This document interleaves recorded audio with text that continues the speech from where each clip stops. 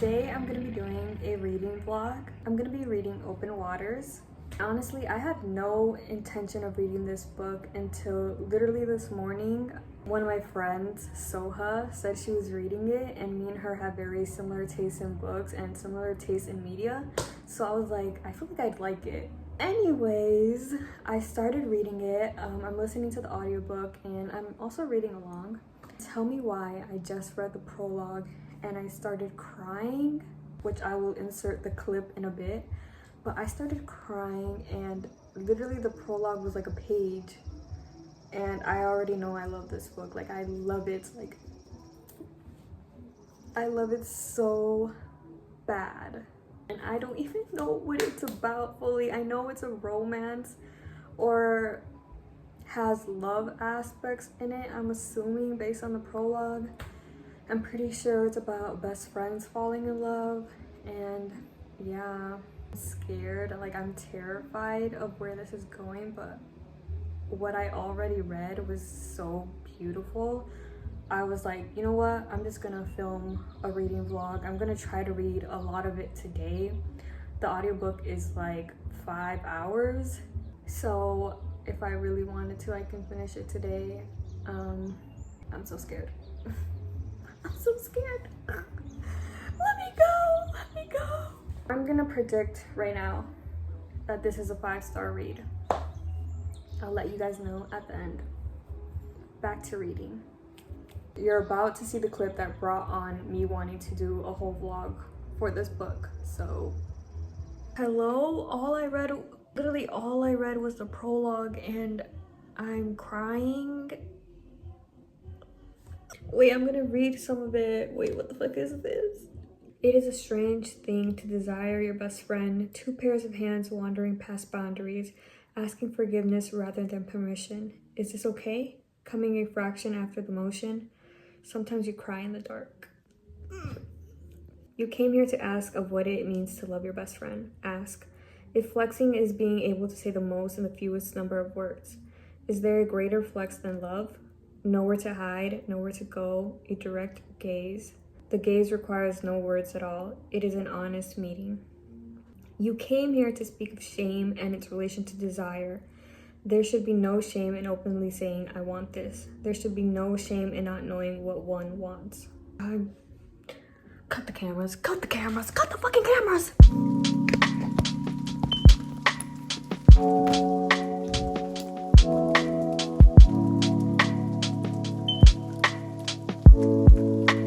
Let me just read another quote from the prologue. This was literally the second little paragraph and already we were tugging at my heartstrings. So the love interest is outside of a barber shop and they're looking into it and seeing their love interest, right? And the barber that's cutting one of the love interest's hair sees them two like glancing at each other, right? And they say, you two are in something. I don't know what it is, but you guys are in something. Some people call it relationship, some people call it friendship, some call it love. But you two are in something. Oh, I also love this quote. I'm pretty sure that the 2 main characters are Black and this is their love story. I could be wrong. But it says, I really love this quote though. You would soon learn that love made you wary, but it also made you beautiful. Love made you black. As in, you were the most colored when in her presence. It was not a cause for concern. One must rejoice. You could be yourselves. I have to read just one more, please, just one more. Later, walking in the dark, you were overcome. You told her not to look at you because when your gazes meet, you cannot help but be honest. Remember Baldwin's words? I just want to be an honest man and a good writer. Honest man. You're being honest here, now. Because love is honesty. Being in love with someone, I think, means being honest to them, but also honest to yourself. And hoping that when you're at your most transparent, they still manage to love you all the same. This is gonna wreck me, I feel like. Okay, back to reading. I'm painting my nails while I do this, but I keep getting distracted because I just want to read along while I listen to the audiobook and I have it pulled up. Yeah, I'm scared, but.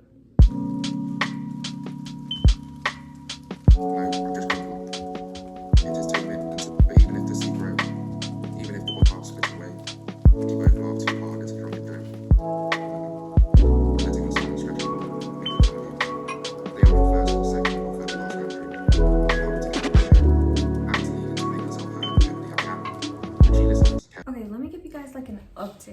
I haven't really read much. I'm only on chapter 3, but I just kind of want to give you guys a little overview of what the book is even about, I guess.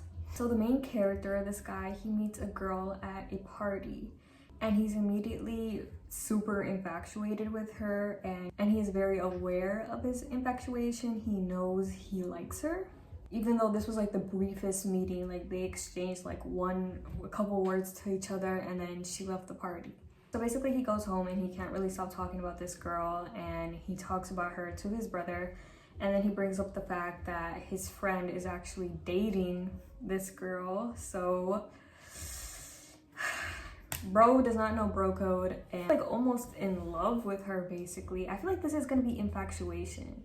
Like their relationship might plummet due to the fact that it started with very intense infatuation maybe.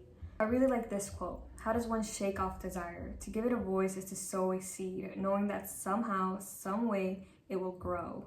And that's basically him. Like he can't shake off this desire he has to have her, even though he barely knows her. Even if the seed grows, even if the body lives, breathes, and flourishes, there's no guarantee of reciprocation or that you'll ever see them again. Oh, that makes me so sad because that's so real. Like no matter how much you like someone or desire someone, that doesn't necessarily mean they're gonna like you back at all, or that they'll ever reciprocate your feelings in any way. But this is what he says about desire. Sometimes to resolve desire, it's better to let the thing bloom, to feel this thing, to let it catch you unaware, to hold on to the ache. What is better than believing you are heading towards love?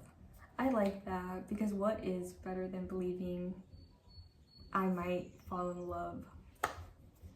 I feel like I also agree. I think for most emotions, you should just always feel what you're feeling and let it come to its natural end if it's gonna end.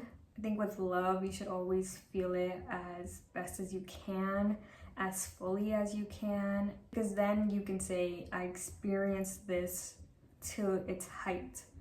I fully know how this feels because I let it bloom as much as it was supposed to, than just smothering out the love or the emotion. And I feel like sometimes that can be a good thing, to just feel things, because holding something in, I don't think always works out, or I don't think it's very healthy. I don't know, depends on the situation, obviously, but I feel like in this case, I get his need to let his desire bloom, because again, what is better than believing you're heading towards love? I feel like me agreeing is very hopeless romantic of me, and probably not everyone would agree, because it could lead towards uncomfortable or painful situations down the road. But I just feel like you should always just put one foot in, always take that leap of faith into something, especially something like love. So yeah. Okay guys, I took a break because I went to go eat and I ate spaghetti with meatballs. Also, I finished my nails. This one got messed up as I was putting all my materials away, and I'm over it. I'm not fixing it right now. I'll fix it tomorrow maybe, but aren't they cute? Anyways, I'm gonna go read a little bit more.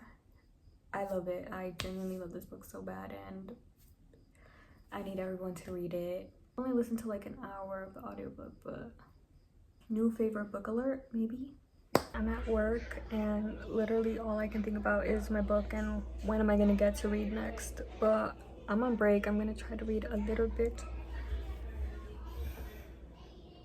Okay, I just want to update a little bit because I have been reading and there's some things I want to discuss that I don't think I have yet. What I really love about this book is the discussions around race, the discussions around what it's like to be Black. Not only the discussions around it, but the emphasis on the beauty of it.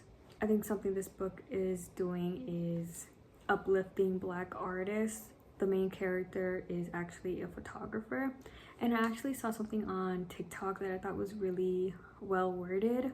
I saw somebody reviewing the book and they talked about how the narrator is a photographer and how the book almost feels like a photograph, in the sense that it holds like this right off the bat immense beauty, but still requires a lot of analytical thinking and analytical deep diving into it to fully be able to understand all of its components. The book also brings up James Baldwin numerous times, which, if you guys didn't know, he was a civil rights activist as well as a writer. He wrote a lot of different pieces.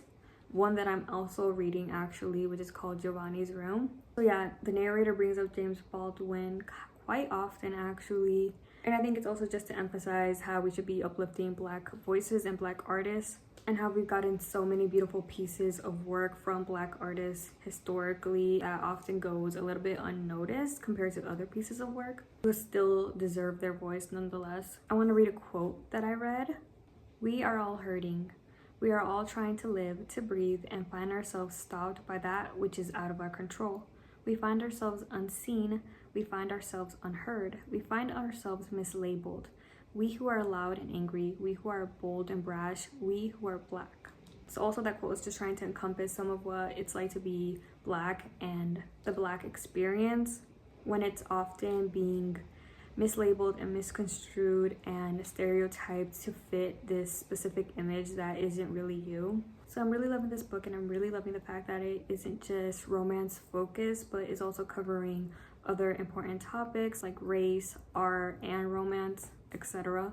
But yeah, I think the writing is super beautiful. I think it reads really poetically, which is perfect for this kind of book because it's adding on to the fact that Black art is something beautiful, poetic, and that deserves to have this deep analytical thinking to it and deserves that time and attention to it. So yeah, I can't wait to finish it. I think I was a bit more pessimistic earlier in thinking, oh, this is gonna end badly. Now I'm just thinking that it's a book that is heavily emphasizing how beautiful Black art is, how beautiful Black love is, and how these stories deserve to have their voices heard and their words read. But yeah, I'll keep you guys updated because I'm really liking it, and yeah. Oh my god, this line right here. It says, "You fit the description. You don't fit in the box, but he has squeezed you in." That's such a perfect way to describe it, because you fit the description is often, you really don't even fit the description. Oh, you're the right color, so let's put you in the box. Let's squeeze you in the box. Let's make you fit that description, so we have a reason to pull you over and check your belongings and terrorize you. But I'm glad that this book is shedding light on it and that it's not just romance heavy, especially because the characters are Black. Yes, there's love, and yes, the narrator and the love interest are both experience this semblance of love, but being Black and living the Black experience comes with so much more than can ever truly be entailed by someone that is not Black. Okay, I haven't read in a while. Guess what I'm doing today? I'm gonna finish the whole book today, even though I'm about to go out right now for a couple hours, but maybe I'll read in the car. I have the book on Libby and it's actually due today, so I have 1 day left and it won't let me renew it for some reason. So guess what we're doing today? We're gonna binge read it and finish it. The book isn't even that long, to be honest, so I think I can finish it today. Yeah, I'm gonna update you guys, or I'll try to update you guys. I'm gonna try to read in the car, so I won't be able to update you guys in there, but maybe when I get home, I'll try to write down my thoughts. And yeah, there's like this event happening at my sister's old college, and we're just going for the free food, to be honest. Little rich white school just hands out free food for people for no reason, so we're gonna go be POC and benefit from the rich.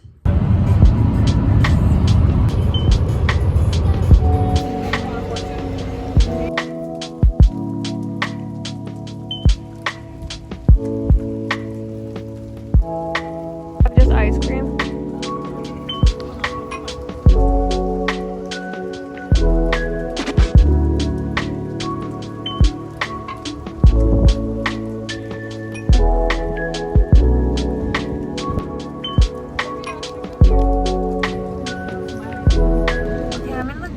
waiting for my sister. She went into the store, but I'm gonna give a few updates on the book.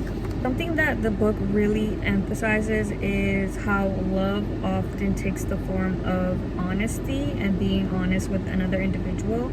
And the main character does so in being honest in his fears, especially in his fears that entail what it is to be a black man. So what I specifically love about the relationship between the two characters is that they can be very open and honest with each other about things like the black experience, what it's like to be a black individual going outside and just experiencing life, and how that could be so much scarier for a black person just because of the color of their skin compared to a white person. And I love that the characters can have that honesty and openness in their relationship and in their friendship. I think that's a good and really beautiful and necessary standard for a relationship, a good foundation for a relationship, to build a relationship. Something else I really love is that the main character, the narrator, talks about how he feels really safe with the love interest. I think him using the word safe and feeling safe around her just speaks volumes, because he also talks about how he doesn't feel safe as a black man just walking outside. There's always that fear that he has that he's going to be pulled over by a cop, he's going to be stopped by a cop. His life is quite literally on the line being a black man and walking outside due to police brutality and due to police profiling. He talks about how unsafe he feels as a black man at times, and the fact that he talks about his love interest and the way when he's with her he feels safe. And I think that's so important, because being a person of color and living a life where you just don't really feel safe in your own body, safe going outside, and finding a person that you can find that comfort, security, and safety in. And I think it's really beautiful that he's emphasizing that that's what he feels when he's with her. I think it's also definitely just a starter or a foundation for such a healthy relationship between the two. And I really love them together, and I hope everything works out, because they're everything to me. God, I'm so obsessed with how beautifully written this book is. There are times, like, I'm annotating literally every other sentence at this point, and literally every other sentence makes me want to cry, because just how beautifully written it is and how poetically written it is, and just how true to the POC experience it is as well. I'm honestly obsessed with this book, and I haven't finished it, and perfect. Something else I read that I really liked was when the main character was talking about, can you really know someone wholly? And then they decided that no, you can't know someone wholly ever, which is why that aspect of trust is so important, because you never truly know the person sitting next to you, but you trust that they have the best interest at heart for you. And finding someone that you wholeheartedly trust is so important.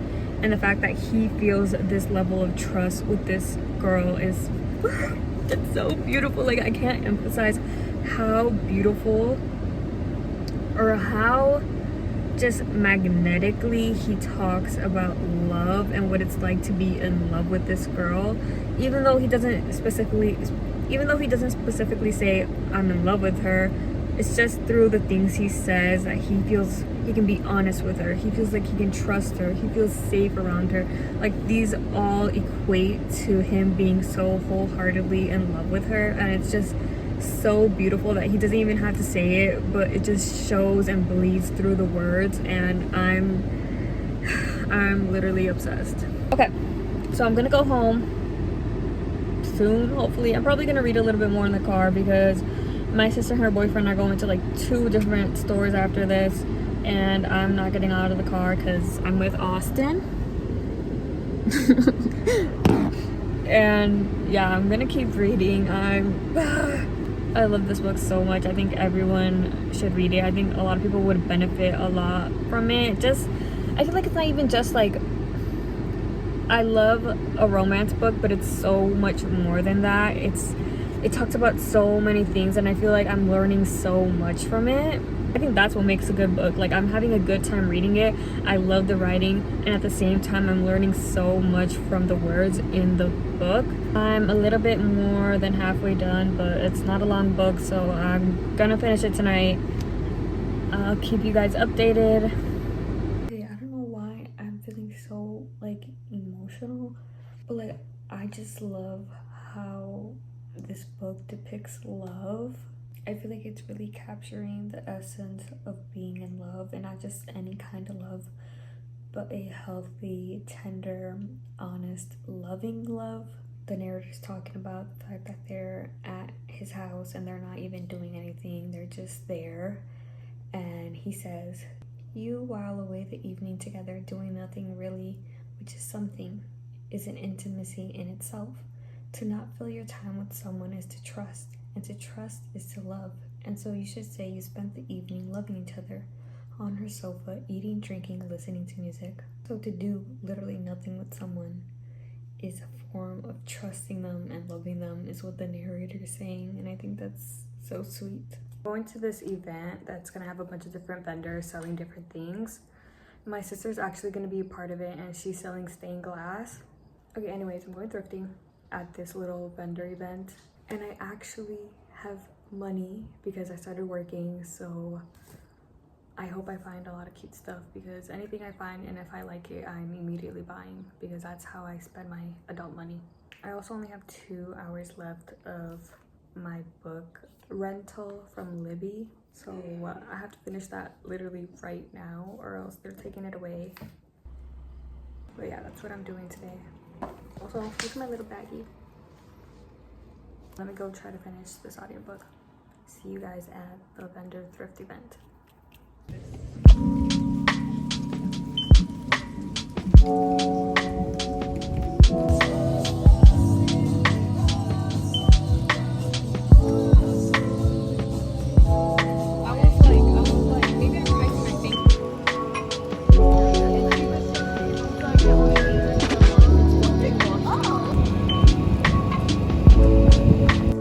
Hey guys, so this morning I was looking at Libby, right? And I only had 3 hours left of my book rental. I tried to read on the car ride over there, but I did not finish.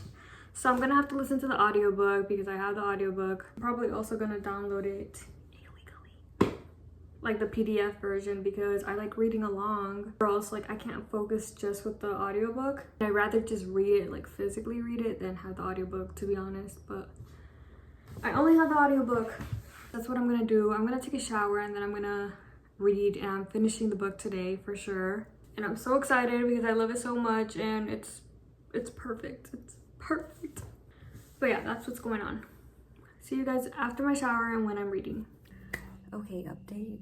My voice is kind of gone because I'm sick. Anyways, I finished the book last night and it was so good. I'm genuinely like so in love with the book.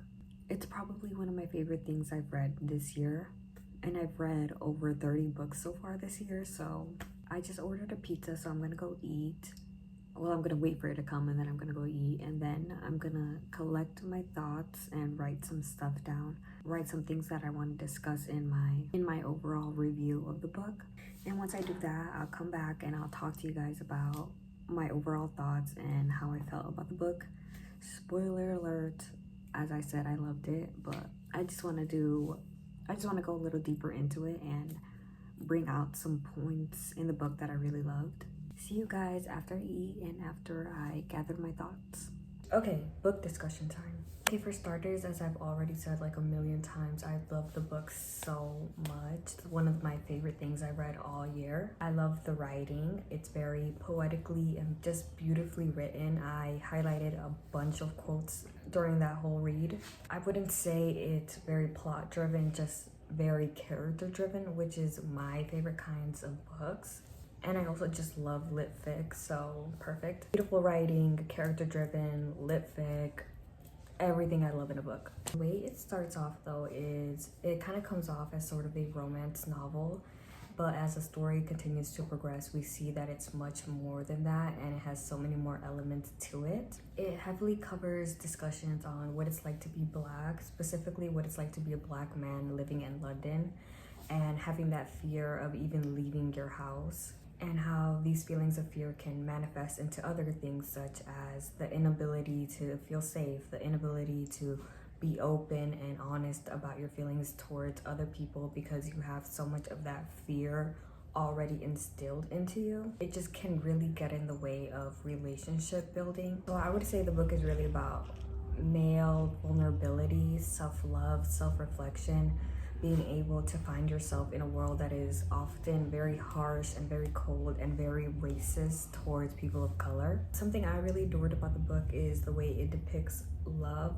and what love should be. So it talks about love being honest, and to love someone is to trust them and to feel safe around them, which is so crucial because being a Black man or being Black in general, it's so important to have that safety and security where you can find it, because it's not found in everyday life. It's also so crucial because the book talks about you can never really know someone, and that's where that trust factor comes in. You can't really know, you'll never 100% know the person that you're in love with or the person that you're seeing, but you trust so much in them that you trust that they have your best interest at heart, and you trust that they'll be able to care for you and care for your heart. I really love that this book celebrates Black art, specifically stemming from the fact that the protagonist is a photographer. Throughout the book, we see pieces of media being referenced that uplift and tell Black stories, and we see the impact that this has on the narrator. Through mentioning actual movies that the narrator has seen, actual films, the way he's gone to many galleries and seen paintings by Black artists, to also mentioning activists like James Baldwin and his work. This really lets us see a more vulnerable side to the narrator, and through seeing him heavily impacted by these pieces of media and these pieces of art, we see this more vulnerable side to him, and we touch on male vulnerability and how difficult it can often be for men to even express themselves in this way. Towards the end of the book, we see a lot of self-reflection from the narrator's part, a lot of analytical work he's doing on himself, and him really just dismantling his fears and trying to figure out where they come from, why they exist, and how can he get rid of them, because he no longer wants them to hold him back in any way, and he no longer wants them to impact his relationships with others. I think it was super healing to see this from his character and to see him kind of grow and recognize his fears and what traumas hold him back, and recognize what really matters to him and see what he really wants to work on, because he no longer wants to be the kind of person that gets held back by his fears. I originally thought it was just gonna be a romance novel, and it was so much more than that. I feel like I learned so much from this novel, and it had so many amazing takes and so many great discussions surrounding it. I really loved it. I recommend it to anyone. I feel like anyone can learn so much from this and can take so much from this and will still be entertained by the story itself. That's it for this vlog. I love this book so much. Please read it. Thank you for watching. Thank you for listening to me yap. I hope you guys pick it up as well and read it and give it a chance and really be immersed into the story itself. So thank you for watching. Bye, Fookies.